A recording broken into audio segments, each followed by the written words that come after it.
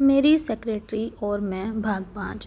میں نے فٹافٹ سے چابی اٹھائی اور اپنے گھر میں آ گیا، کیونکہ کورٹ میرج کے بعد جب میں دوبارہ گھر گیا تھا تو ہوٹل سے سارے پیپرز اپنے ساتھ لے کر گیا تھا، جن میں ڈیورس کے پیپر بھی تھے اور میرج پیپر بھی، لیکن لاپرواہی سے میں نے اپنے کمرے کی دراز میں رکھ دیے تھے۔ میں جب کمرے میں گیا، سائڈ ٹیبل کا دراز کھول کر دیکھا، میرے ہوش اڑ گئے تھے، کیونکہ وہاں پہ ڈائیورس پیپر موجود تھے لیکن میرج پیپر نہیں تھے۔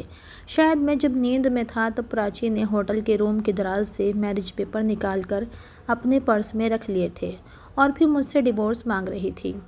یہ کھیل میں نے اس کے ساتھ کھیلا تھا اور بڑی کامیابی سے کھیلا تھا۔ دوسری بار وہ نہیں چاہتی تھی کہ وہ میرے ہاتھوں بلیک میل ہو سکے، اس لیے بڑی چال بازی سے اس نے میرج پیپر اپنے پاس رکھے تھے تاکہ وہ میری بینڈ بجا سکے۔ میرے اندر تو آگ بھڑک گئی تھی۔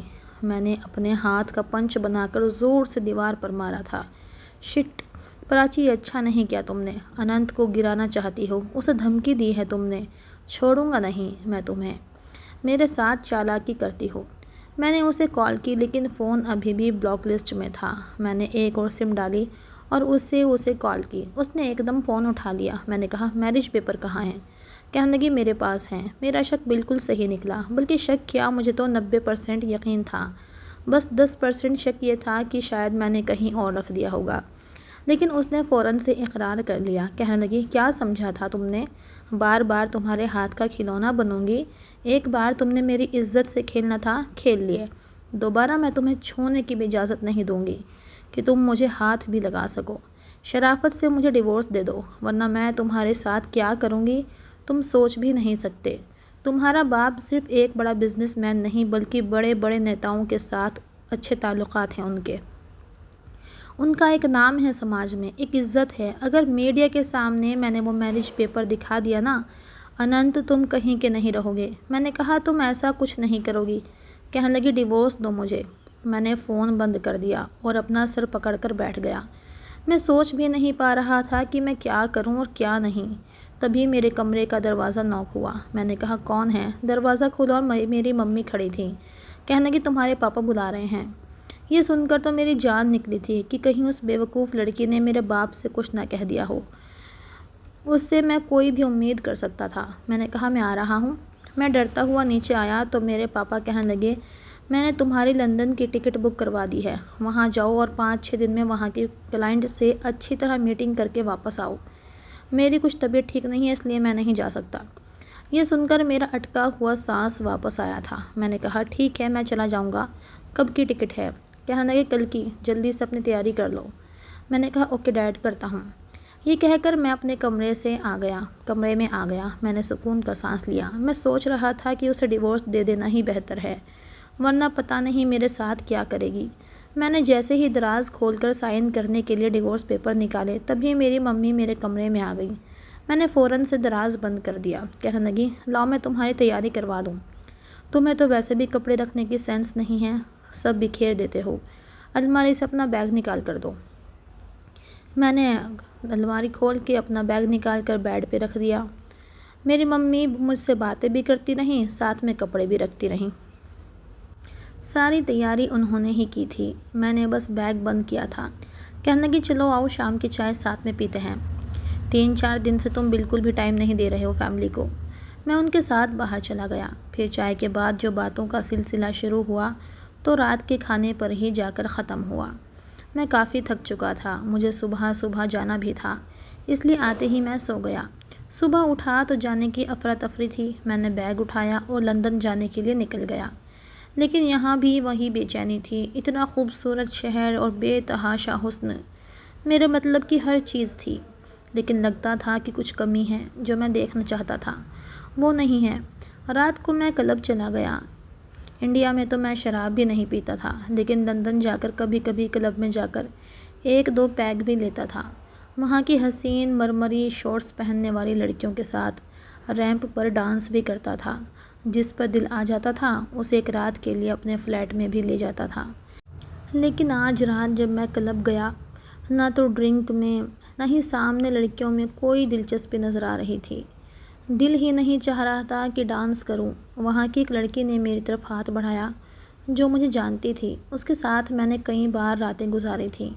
مجھے دیکھ کر وہ خوش ہو گئی۔ نہ چاہتے ہوئے بھی میں نے اس کا ہاتھ پر ہاتھ رکھا اور اس کے ساتھ ڈانس ریمپ پر چلا گیا، لیکن کچھ بھی اچھا نہیں لگ رہا تھا۔ پتہ نہیں کس بات کی بے چینی تھی، سمجھ نہیں پا رہا تھا، ورنہ پہلے جب لندن آتا تھا بہت انجوائے کرتا تھا۔ کچھ دیر ہی میں ڈانس کرتا رہا، وہ لڑکی میرے بے حد قریب ہو رہی تھی اور دل میں ذرا سی بھی ہلچل نہیں مچ رہی تھی۔ جذبات تھے کہ لگتا تھا ٹھنڈے پڑ گئے ہوں۔ اسے دیکھ کر کچھ بھی محسوس نہیں ہو رہا تھا، لگ ہی نہیں رہا تھا کہ کسی لڑکی کے ساتھ ڈانس کر رہا ہوں، اس کے قریب ہوں۔ سب کچھ برا لگ رہا تھا۔ میں نے اس کا ہاتھ اپنی کمر سے ہٹایا اور ڈانس چھوڑ کر کلب سے باہر نکل گیا۔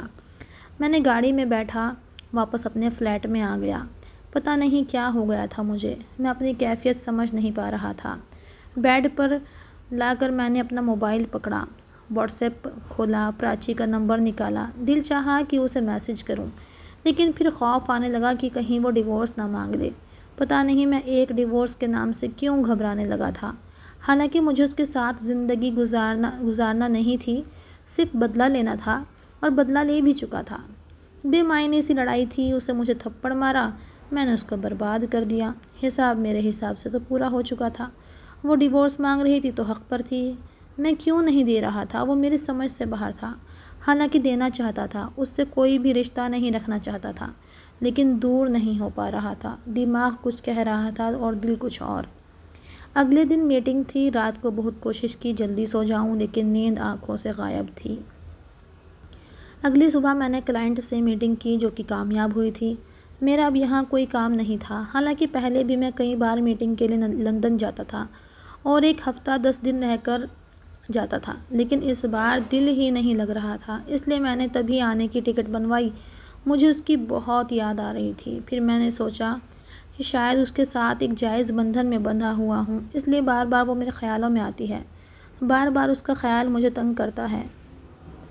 اگر میں اس سے رشتہ ختم کر دوں گا تو شاید یہ سوچ بھی ختم ہو جائے گی۔ یہ سوچ بھی رہا تھا، ساتھ میں ڈر بھی لگ رہا تھا۔ تبھی آنکھوں کے سامنے وہ آئی تھی۔ اس کی بڑی بڑی کاجل والی آنکھیں میرا چین چراتی تھیں۔ اس کے کپ کپاتے گلابی ہونٹ میرے دل کی دھڑکنوں میں ایک کرنٹ سا پیدا کرتے تھے۔ اس کے لمبے گھنے بال تو مجھے خوابوں کی دنیا میں لے جاتے تھے۔ اس کے ساتھ گزارے پل مجھے اپنی زندگی کے سب سے حسین پل لگتے تھے۔ میری آنکھوں کے سامنے صرف وہی دن تھا جو اس نے میری باہوں میں گزارا تھا۔ اس کی قربت کو سوچ ہی رہا تھا، پتہ نہیں چلا کب میں نے سگنل توڑ دیا اور سامنے سے آنے والی گاڑی پورے طریقے سے میری گاڑی سے ٹکرا گئی۔ میری گاڑی کلابادی کھا کر الٹی ہو چکی تھی۔ ایک زوردار دھماکہ ہوا تھا، گاڑی کو آگ لگ گئی تھی۔ گاڑی کے شیشے بند تھے۔ میں جس طرف ڈرائیونگ کر رہا تھا وہاں کا شیشہ توڑنے کی کوشش کر رہا تھا، زور زور سے مکے مار رہا تھا، لیکن اندر آگ کی تپش بہت زیادہ تھی۔ شاید پچھلی سیٹ پر آگ لگ چکی تھی۔ مجھے اپنے سامنے اپنی موت نظر آ رہی تھی۔ میری حالت یہ تھی کہ میں بتا نہیں سکتا۔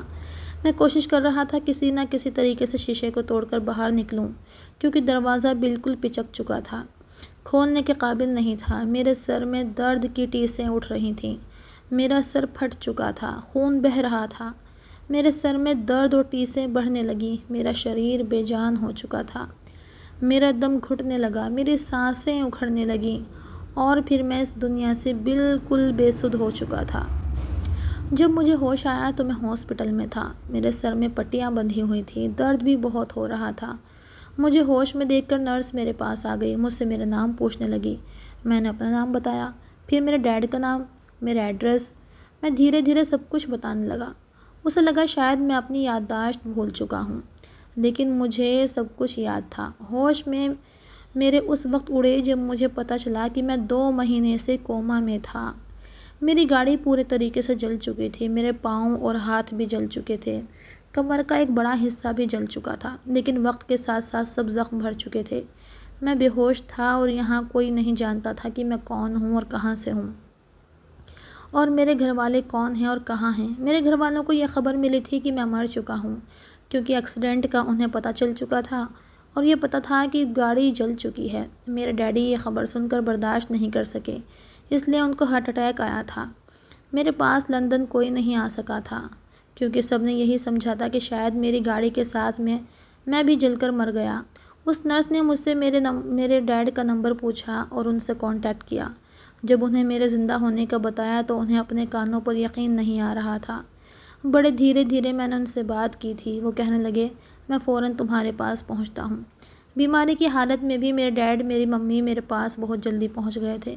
مجھے دیکھ کر گلے لگا کر چومنے لگے، پیار کرنے لگے، کہنے لگے ہم تو امید ہی چھوڑ چکے تھے، پتہ نہیں کون سے اچھے کرم ہمارے آگے آ گئے کہ تم زندہ ہو۔ 1 ڈیڑھ ہفتے میں ہاسپٹل سے ڈسچارج ہو کر گھر آ چکا تھا۔ میری ایک ٹانگ پہ کافی چوٹ آئی تھی، بس ایک چہرہ تھا جو بالکل ٹھیک تھا۔ میرے ڈیڈ مجھ سے کہنے لگے کہ میں سرجری کروا لوں، لیکن میں نے انکار کر دیا۔ ہاتھوں پیروں کے کافی زخم ٹھیک ہو چکے تھے، لیکن میرا سینہ اور میری کمر اتنی زیادہ جلی تھی کہ پوری طرح جھلس گئی تھی اور اس پر عجیب سا بدنما سا داغ تھا۔ ہوش میں آتے ہی میرے دماغ میں پراچی ہی تھی۔ کچھ دن بعد جب میں گھر آیا تو مجھے احساس ہونے لگا کہ میں نے اس کے ساتھ بہت غلط کیا تھا۔ مجھے اس کے ساتھ یہ سب نہیں کرنا چاہیے تھا۔ شاید مجھے اسی کی سزا ملی۔ اس نے زبان سے بد دعا نہیں بھی دی ہوگی تو شاید اس کے دل سے نکلی ہوئی بد دعا مجھے لگ گئی۔ مجھ پر یہ بھی کھل چکا تھا کہ جو بھی ہو میں اس کا گناہ گار ہوں۔ میں سوچ چکا تھا کہ اس سے معافی مانگوں گا۔ میں نے اس کے نمبر پر کال کی، لیکن اس کا موبائل بند تھا۔ پھر جیسے ہی میری طبیعت کچھ بہتر ہو گئی تو میں نے اپنی مما سے کہا کہ ڈرائیور کے ساتھ باہر جانا چاہتا ہوں۔ گھر میں رہ رہ کے بور ہونے لگا ہوں۔ ایک ٹانگ سے ابھی بھی میں تھوڑا اسٹک کی مدد سے چلتا تھا۔ میں ڈرائیور کے ساتھ گاڑی میں بیٹھ گیا، لیکن جب اس کی گلی میں پہنچا تو آگے گاڑی سے اتر کے لنگڑاتے ہوئے چل کر اس دکان تک پہنچا تھا۔ دکان پر ایک شخص بیٹھا ہوا تھا اور پرچون کی دکان تھی، راشن کا سامان بیچ رہا تھا۔ میں اوپر کی طرف جانے لگا تو کہنے لگا، سنو بھائی صاحب، اوپر کہاں جا رہے ہو؟ میں نے کہا، اوپر وہ گپتا جی رہتے ہیں۔ وہ کہنے لگا، ان کی تو موت ہو چکی ہے۔ یہ سن کر مجھے زور کا جھٹکا لگا تھا۔ میں حیران بھی بہت ہوا تھا۔ میں نے کہا، اوہ اچھا۔ میں پھر اوپر جانے لگا تاکہ پراچی سے مل سکوں۔ اس وقت اسے سب سے زیادہ میری ضرورت تھی۔ تو پھر وہ کہنے لگا، آپ اوپر کیوں جا رہے ہیں؟ میں نے کہا کہ ان کی بیٹی تو اوپر ہوگی نا، میں ان سے مل لیتا ہوں۔ کہنے لگا، نہیں، وہ یہ دکان اور اوپر کا گودام مجھے بیچ کر جا چکے ہیں۔ یہ سن کر میرے ہوش اڑے تھے۔ میں اس کے پاس آ گیا۔ میں نے کہا، کہاں چلی گئی؟ وہ کہنے لگا، مجھے کیا پتہ، بس یہ دکان اور گودام مجھے بیچ دیا، پیسے لیے اور چلی گئی۔ اب مجھے نہیں پتہ کہ کہاں گئی اور کہاں نہیں۔ میں نے کہا، اس نے کچھ تو بتایا ہوگا۔ کہنے لگا، وہ کسی سے نہیں بولتی تھی، کورٹ میں جا کر بے نامہ کرایا اور چلی گئی۔ اس بات کو 1 مہینہ ہو گیا ہے۔ اس کے بعد سے آج تک کسی نے اس کو یہاں پر نہیں دیکھا۔ میں وہاں سے چلا گیا، پتہ نہیں کہاں چلی گئی وہ۔ میں نے پوجا کو فون کیا، اس سے پوچھا کہ پراچی کہاں ہے۔ کہنے لگی، جب سے میری شادی ہوئی میرا تو پھر اس سے کوئی کانٹیکٹ نہیں ہوا۔ ہاں، بس اس کے پاپا کے ڈیتھ پر گئی تھی، بہت رو رہی تھی وہ، لیکن مجھے نہیں پتہ کہ اس نے اپنا گھر چھوڑ دیا۔ یہ تو میں تمہارے منہ سے ہی سن رہی ہوں۔ پھر کہنے لگی کہ تم اس کے بارے میں کیوں پوچھ رہے ہو؟ میں نے کہا، بس ایسے ہی، اگر کبھی اس کا کال آئے تو مجھے ضرور بتانا۔ کہنے لگی، ٹھیک ہے، میں بتا دوں گی۔ میں اتنا پریشان تھا کہ پریشانی شبد تو بہت چھوٹا تھا۔ میں واپس گھر آ گیا۔ کچھ دن بعد میری ممی نے مجھ سے کہا کہ بیٹا، یہ پراچی کون ہے؟ اس کا نام سن کر میرا دل زور زور سے دھڑکا تھا۔ میں نے کہا، کیوں، کیا ہوا؟ کہنے لگی، 1 مہینے پہلے ایک لڑکی آئی تھی، تمہارا پوچھ رہی تھی۔ میں نے کہا، کیا کہہ رہی تھی؟ کہنے لگی، وہ کہہ رہی تھی کہ تم سے بات کرنی ہے، تم سے بہت ضروری کام ہے اس کو۔ میری ممی کہنے لگی، اس وقت ہمیں یہی پتہ تھا کہ شاید تم مر چکے ہو، ہم نے اسے یہی بتایا کہ تم مر چکے ہو۔ میں نے کہا، آپ نے اسے یہ کہہ دیا کہ میں مر گیا ہوں؟ میری ممی کہنے لگی، ہاں بیٹا، ہمیں تو یہی پتہ تھا نا، اب ہمیں کیا پتہ تھا کہ تم کوما میں ہو۔ یہ تو ہمارے لیے خوش نصیبی کی بات ہے کہ تم زندہ ہو اور ہمارے سامنے ہو۔ میں نے کہا، اس نے کیا کہا؟ پھر وہ کہنے لگی، کچھ نہیں کہا تھا، بس وہ پھر واپس چلی گئی تھی۔ اس کی نظروں میں میں مر چکا تھا۔ اس کا مطلب وہ خود کو میرے رشتے سے آزاد سمجھ رہی تھی اور اب وہ کہیں پہ بھی شادی کر سکتی تھی۔ کہانی کا 5واں بھاگ یہیں تک تھا۔ آگے کی کہانی دیکھنے کے لیے کہانی کو لائک کیجیے اور کمنٹ باکس میں کمنٹ کر کے اپنے سجھاؤ ضرور دیجیے۔